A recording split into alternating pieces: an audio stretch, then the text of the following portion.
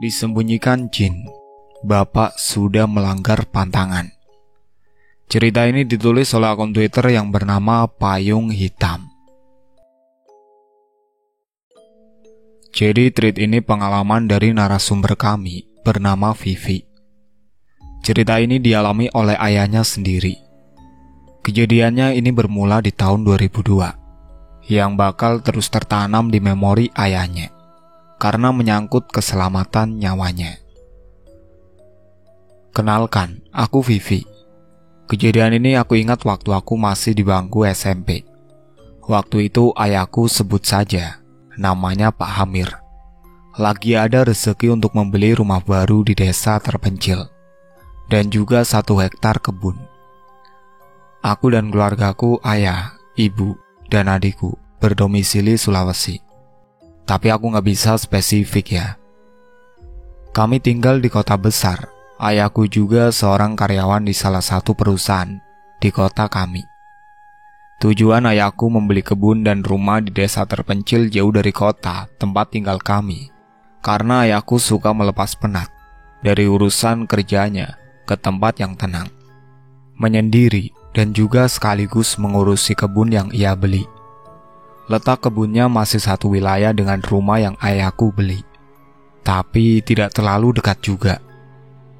Aku dan keluargaku pernah mengunjungi rumahnya dan juga kebunnya, tapi menurut aku kurang asik aja di sana, karena terlalu sepi dan jauh dari fasilitas kehidupan. Keluarga yang lain juga beranggapan di sana kurang nyaman, maka dari itu aku dan keluargaku cuma 1 kali aja ke sana. Selebihnya ayahku yang sering mengunjunginya, bahkan menginap beberapa hari di sana. Bisa-bisa 4-5 hari malah. Letak desanya pun seperti di ujung dunia karena saking jauhnya. Aku amati juga gak ada lagi desa setelah itu yang kulihat. Jadi desa itu betul-betul terpelosok. Pekerjaan ayahku juga hanya pengurus proyek bangunan, yang mana kalau memang belum ada panggilan kerja, ia bisa punya waktu banyak untuk melepas penat dan mengurusi kebunnya. Ayahku juga orang yang mudah bersosial, jadi ia mudah diterima dengan lingkungan barunya. Singkat cerita, awal-awal ayahku datang ke sana saat disambut hangat dengan warga. Pas banget dengan kepribadian ayahku. Ia suka menyapa orang dan juga sekedar berbasa-basi. Bahkan warga pun pernah ada yang sampai berkunjung hanya karena ingin bersilaturahmi. Sebegitu antusiasnya dan sebegitu erat kekeluargaannya di sana. Bagus kalau begitu, karena ayahku juga kelihatannya menyukai suasana dan lingkungan di sana. Dan akhirnya pada saat itu kebetulan ayahku ke sana pada hari Kamis. Setelah pulang berkebun sekitar jam 4 sore, warga khususnya bapak-bapak mengajak ayahku ikut pengajian yang diadakan di musola di sana setelah sholat maghrib. Rutinitas warga di sana sering mengadakan pengajian memang setelah sholat maghrib di malam Jumat. Seperti biasa, selepas pengajian dan beberapa perempuan dan anak-anak sudah pulang, bapak-bapak itu suka ngobrol. Segala hal dibahas termasuk apa-apa saja, mitos dan pantangan di sana. Kebetulan juga ayahku warga baru di sana, yang harus diberi pengarahan agar tidak salah berpijak. Pak, sebelumnya ini bukan menakuti ya, tapi saya mengingatkan saja.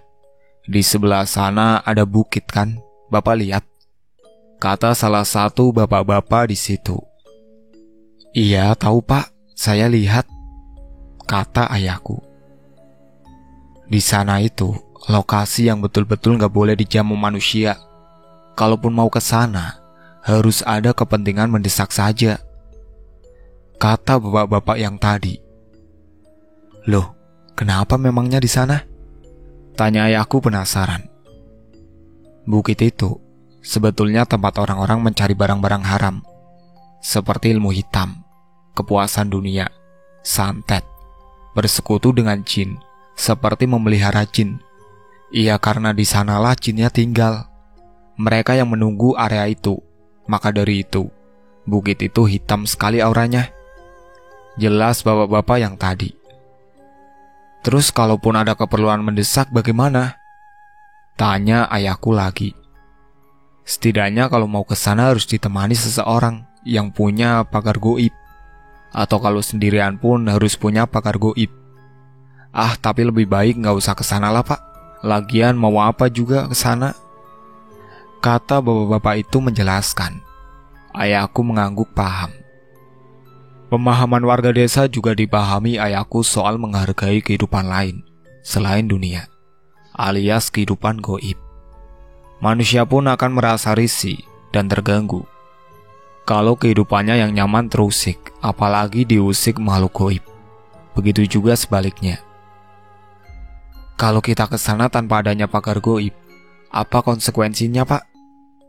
Tanya ayahku lagi penasaran.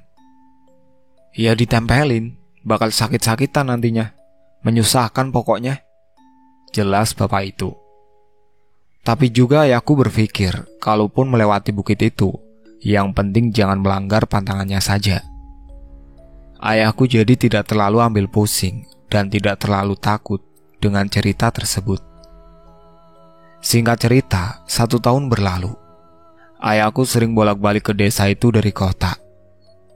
Warga pun sudah total menganggap ayahku keluarganya, bagian dari keluarga mereka.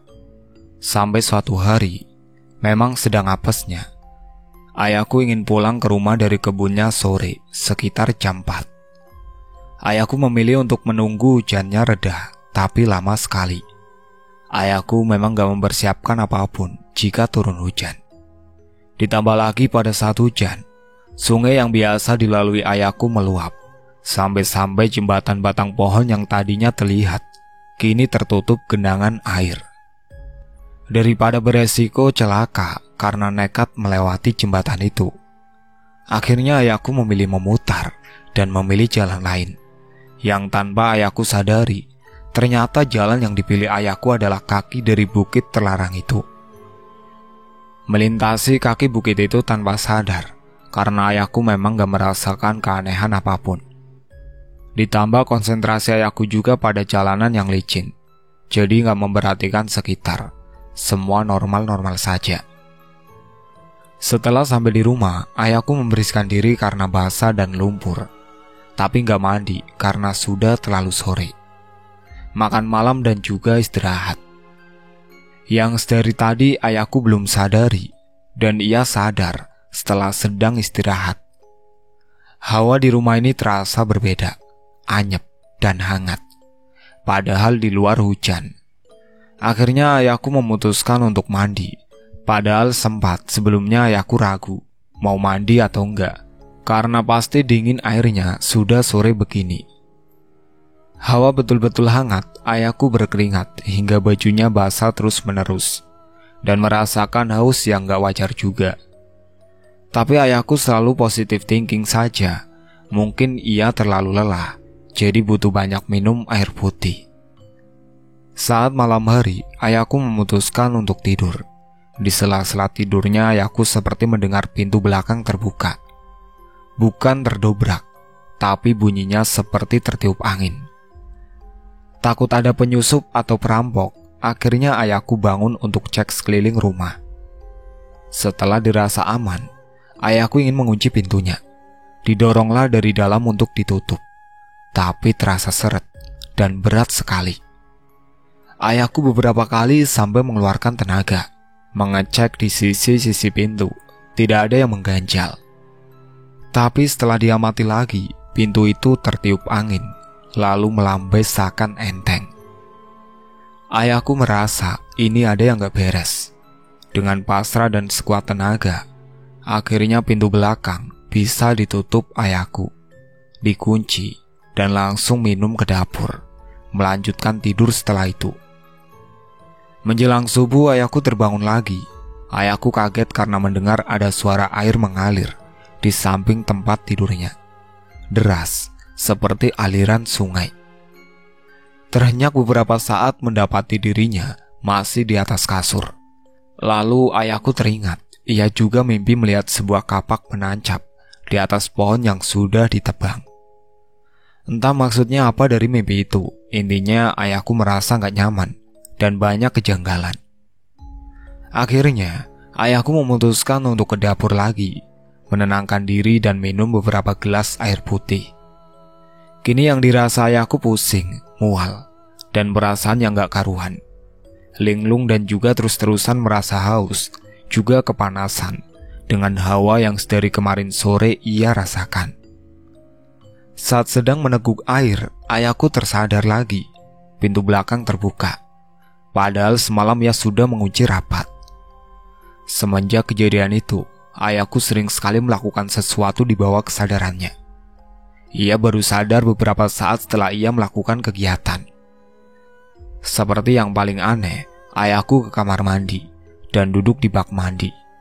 Beberapa saat itu ia sadar dan bingung sendiri mendapati dirinya duduk di bak mandi tanpa alasan. Dari subuh itu menuju pagi, ayahku merasakan banyak keanehan terutama pada dirinya. Merasa juga badannya berat dan gak bisa mengontrol dirinya. Paginya, waktu matahari sudah mulai terbit, hujan turun juga dengan deras. Tapi ayahku justru keluar rumah jalan kaki tanpa menggunakan jas hujan atau payung, alias hujan-hujanan di jalanan.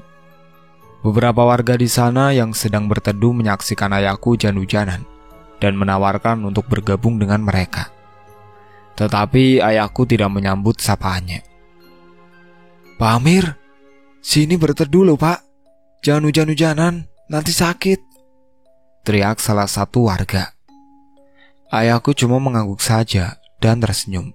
Selanjutnya ia jalan terus tanpa bicara sepatah kata pun. Di sini ayahku sudah tidak lagi sadar, tidak mengingat apapun. Warga awalnya gak merasa curiga dan gak tahu kalau ayahku sebetulnya gak sadarkan diri.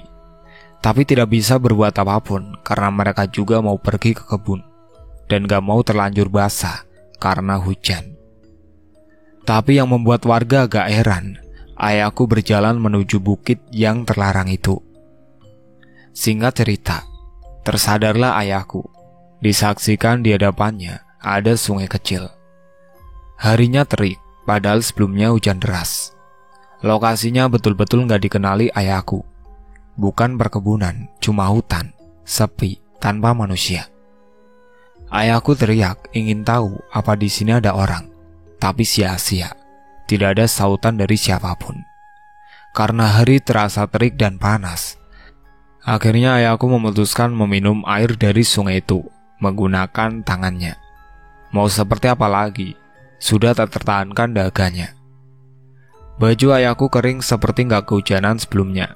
Aneh, ayahku akhirnya mencari jalan keluar dari hutan tersebut, tapi selalu hasilnya nihil. Segala cara dilakukan tapi tetap saja berujung menemukan sungai yang tadi. Ia akhirnya mencoba cara dengan mengikuti sungai mengalir. Tetap saja dia balik ke tempat semula, seolah sungainya cuma membentuk huruf O. Lama-lama ayahku lelah juga, tapi ia tidak merasakan lapar sekalipun. Malah ayahku cuma merasakan haus yang teramat sangat dan terus menerus. Di malam hari, ayahku juga gak merasa kedinginan. Yang lebih gak wajar lagi, ayahku gak merasa dan gak ngelihat ada nyamuk di situ. Padahal itu hutan yang lebat. Biasanya nyamuk-nyamuk hutan bakal sadis banget. Ini terlihat pun enggak. Di malam berikutnya, ayahku mulai pasrah dan merebahkan dirinya di bawah tanah di tepi kanan sungai, menatap langit.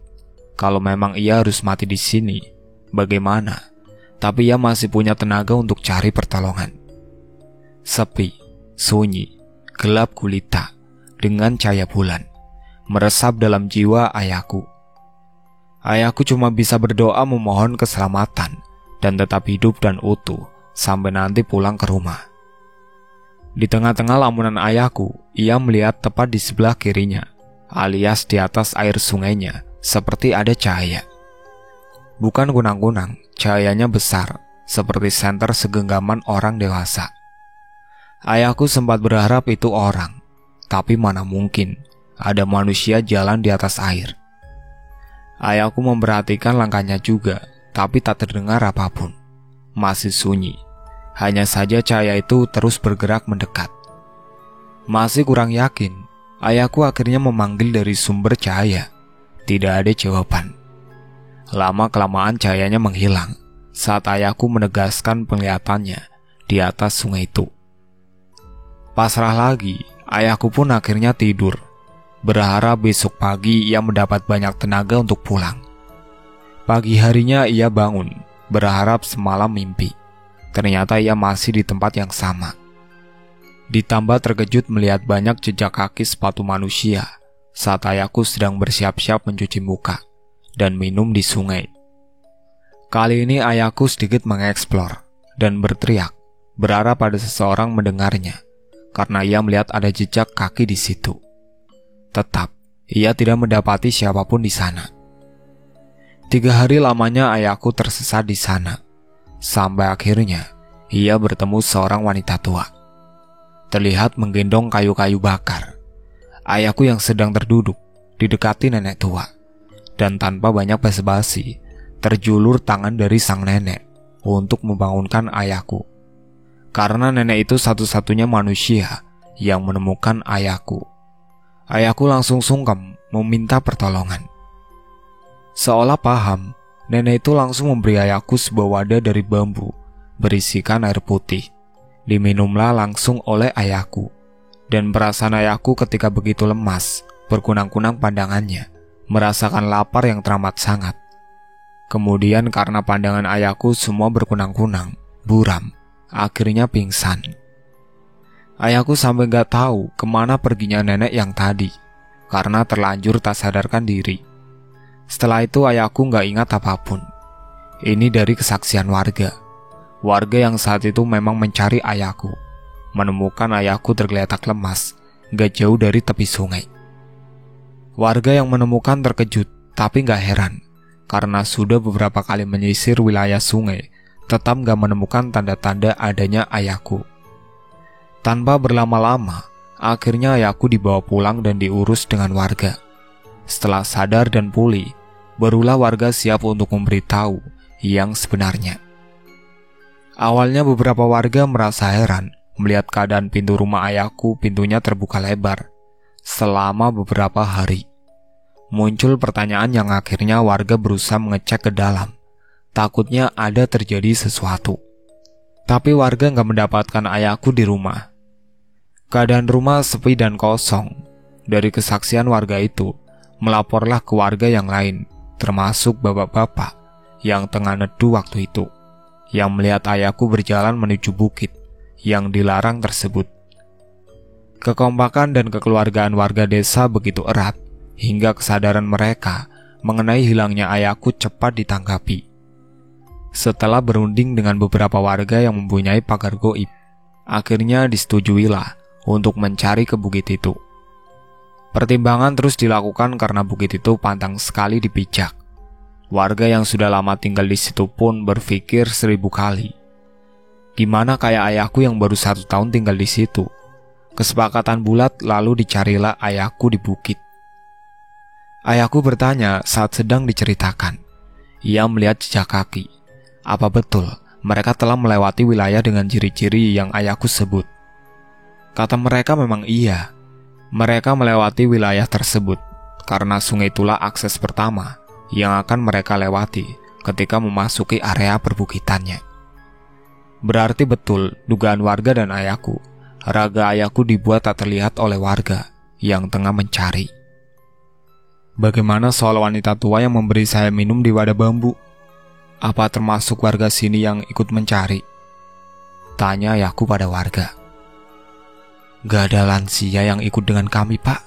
Kami semua laki-laki dewasa yang menyisir bukit. Bahkan sedari kami melakukan penyisiran, kami gak lihat ada satupun warga di sana, apalagi nenek-nenek. Jelas salah satu warga. Mungkin itu cara Tuhan menunjukkan ayahku supaya ditemukan. Dijelaskan juga sama warga kalau air yang diberikan nenek itu bukan air biasa. Dan itulah yang mengantarkan ayahku bisa terlihat di mata para warga yang sedang mencari. Dan air pemberian dari nenek itulah yang menyadarkan seutuhnya ayahku menjadi manusia. Dari situ ayahku langsung merasakan hal manusiawi, yaitu lapar, dingin, dan lemas, yang ia gak rasakan sebelumnya saat sebelum meminumnya. Saat ayah memasuki wilayah bukit tersebut, tanpa disadari, kehadirannya memancing perhatian dari penunggu di sana. Ditambah ayahku tidak memakai pagar goib. Sampai akhirnya, ada beberapa penunggu yang mengikuti ayahku sampai ke rumah. Alias ayahku sudah ketempelan sejak ia pulang sore dari kebunnya. Pada saat itu, ayahku pulang ke rumah kami yang di kota dengan keadaan selamat dan utuh, sehat walafiat. Tapi barulah ia cerita kalau ia telah menghilang di sana selama 3 hari. Kami terkejut dan betul-betul khawatir, kesal, dan menyesal juga. Tapi mau gimana lagi, siapa yang disalahkan karena kejadian sudah terjadi. Dan sebelumnya memang baik-baik aja kan. Saking khawatirnya kami akhirnya tidak lagi mengizinkan ayahku pergi ke rumah di desa atau ke kebun itu sendirian. Harus ditemani, mau gak mau, karena belajar dari kesalahan. Amit-amit bakal terjadi lagi. Itulah akhir cerita yang berjudul Disembunyikan Jin. Bapak sudah melanggar pantangan. Sekian dari saya. Sampai jumpa di cerita berikutnya.